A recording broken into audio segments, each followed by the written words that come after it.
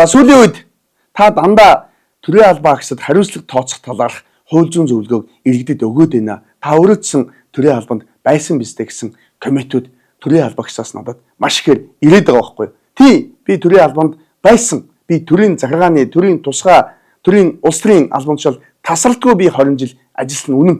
Гэхдээ төр буюу төрийн албан агчид нь иргэдийнхээ эрх ашигыг зөрчөөд уландаа гიშгээд байгаа учраас би иргэдээ эрхээ эдлэх төрийн албан агчийг үүргээ гүйцэтгэх шаардлагыг л би зөвлөд байгаа байхгүй юу? За миний энэ зөвлөгөөнд дургуутж байгаа төрийн албан агчийн хувьд би өөрөө хэн бэ?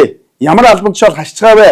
Би юуны төлөө цалин авч байгаа гэдгээ ойлгоогүй хүн л энд дургуутсаад байгаа байхгүй юу? Тэгвэл төрийн албаагч таны дургуутсах иргэн бидэнд ерөөсөө огт хамаагүй. Та дургуутж байгаа бол та чадахгүй бол над ажиллаа өг. Оронд чинь хийх залуучууд зөндөл байж байгаа байхгүй юу? Төрийн алба гэдэг бол таны албан тушаалаа худалдаж амьдрах арга хэрэгсэл биш.